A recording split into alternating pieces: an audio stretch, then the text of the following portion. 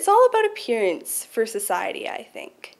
It's different when you're in like a family atmosphere because you know each other and you love each other, and it's important to be, kind to your family and look out for them, but society's not a family. I think it's hard for women to build self-confidence because, like, if you even wear the wrong clothes or your hair looks funny, people will make fun of you, and then you don't want to be made fun of, so you look in magazines, see what everybody's wearing, and then you'll buy that. If we look at the present day, there's lots of interest in terms of people's body types. So often when women are what would be considered a normal, healthy body weight, they're touted in the media as being overweight. And then they can often be counted on as being too thin. It just seems like we're not happy with our body at all these days if you were to listen to the media.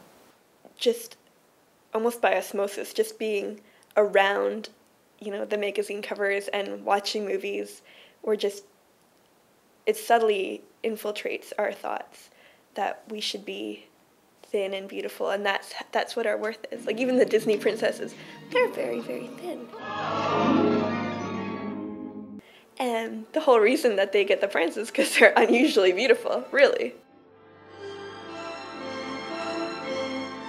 They don't really have any other personality of their own. Magazines and TV, it was a huge contributor. I know everybody says that, but it's true. They don't show overweight people or, ugly people too much in magazines or on TV. The ones that are well-liked are never just average, You'll have in a magazine the top 3 stars that have lost weight and are fighting eating disorders that 3 pages later are on the best dressed lists. So what's the payoff and what's the buy-in? The only time I ever see overweight people is if it's showing how they went from overweight to losing weight to go really skinny. That's the only time I ever see them in any magazines, like in this one, for example. We know currently that that image of beauty that we see in the media is typically Caucasian, typically blonde, typically tall, typically thin. That image is often for women. It's compartmentalized, so you see bits and pieces of her versus the whole of the woman. We know that image is often shows there's a valuing from the neck to the knees, so it doesn't really matter what's in her head. It's sort of how she looks. A lot of media images of women will dress the woman up like a Barbie doll. So it's very sort of looking at the woman doesn't matter in terms of what she thinks, it matters in terms of how she prettifies the world. I remember being like a teenager and being in my early 20s, and the way we would perceive women in our peer group, it was really sexist. And what we did was we would break women down to body parts. We had this idea in our head of what the ideal woman should look like, which was an absolute impossibility. I think lots of people, like everyone, think that the ideal girl should look like she should be pretty and happy and white teeth and everything that's so impossible to actually have perfectly. Because the media always say, if you see a picture of a girl in a magazine, it'll always be tweaked up through computers and stuff, so it's not real life. What we know is that in our current media age, there are lots of tools out there in order to sort of change the images we see to better suit what the ideal is at the time.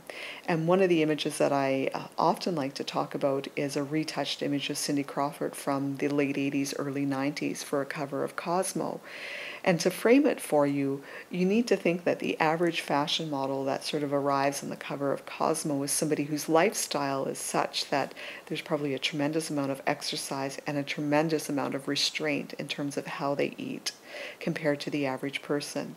That person arrives sort of at the studio to have their photo taken. Somebody has spent, several hours working on getting the correct outfit for them to wear. Somebody else works for several hours on making their hair perfect. Another person works for several hours on making sure their makeup is just right. And then somebody will spend several hours to get the perfect shot. then that shot gets taken and sent away so that it can be retouched. And in the image that we have here, what you'll see is, in fact, a shaving of Cindy Crawford's thighs, as well as sort of an emphasizing of her waist, clearing away any blemishes, sort of recoloring her skin so it's all the same color. So in truth, when we look at those images in the media, they're often not real. I think normal nowadays is not normal at all.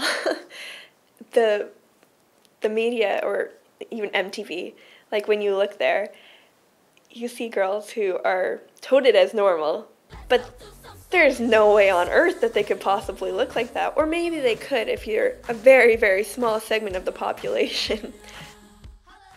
You look, you can see your bones. I think it's gross. It's like gross. Really, no one wants to find see that the inside of your attractive. bones. Should be normal size. Like that's not normal. Like nobody wants to see that. And they think that looks like good. They think that looks pretty. It is. That's Like no one pretty. wants to see your bones. It's not She's like pretty. a skeleton. That's why people want to be, but it doesn't look very good at all. Nowadays, we talk about sort of this ideal of 36 bust, 24-inch waist, 36-inch hip. I've seen that lots in the media as an ideal. And in truth, that isn't really all that achievable. And in part why that is that breast tissue is fat tissue. And the average woman to have large breast has to have extra fat in other parts of her body as well. So we're looking at, again, a prepubescent waist with, a very well-endowed woman.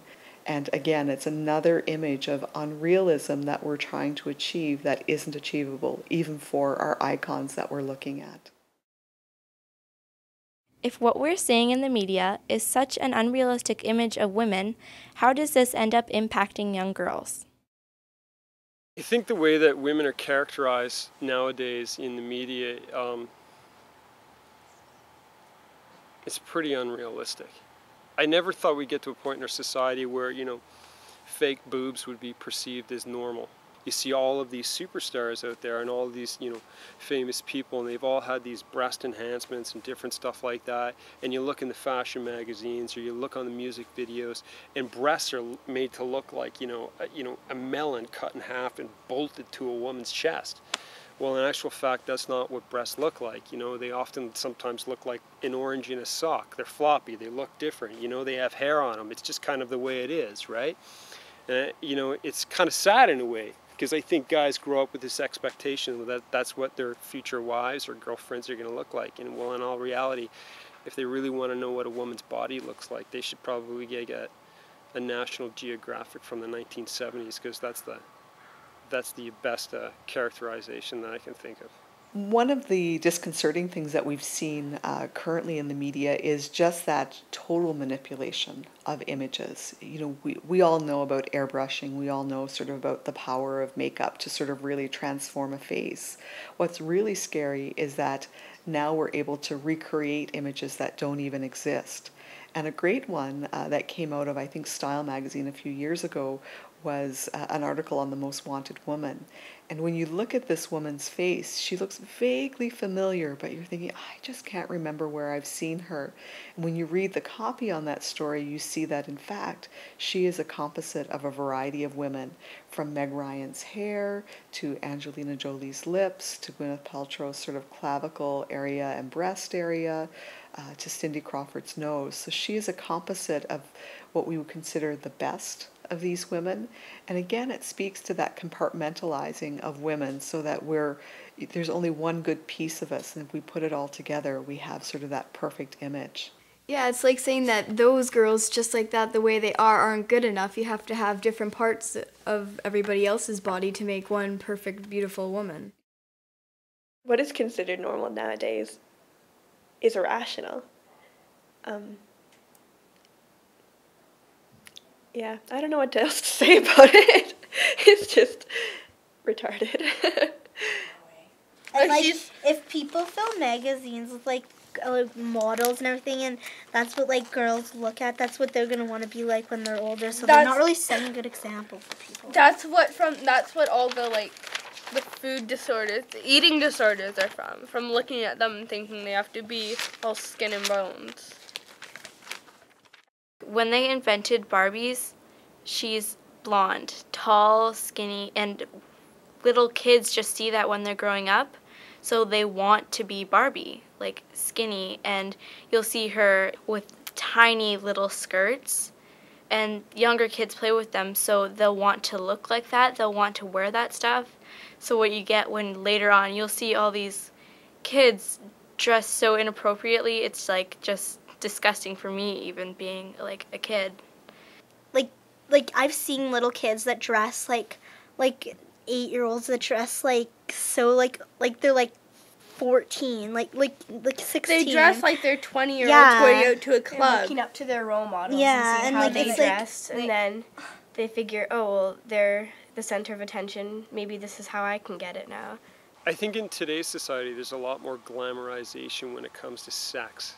You know, when we look back years ago, if people who were in positions of, you know, privilege, you know, Hollywood stars or whatever the case may be, if they did anything sexual, or, you know, their private lives, you know, became the part of the public media, it could be a real detriment to their career, right? But now when we look in today's society, it's like, if you're kind of like a half-wit, you know, not a very successful actor or a singer or a model or whatever the case may be, if you release like a home sex video, suddenly like you're famous, right?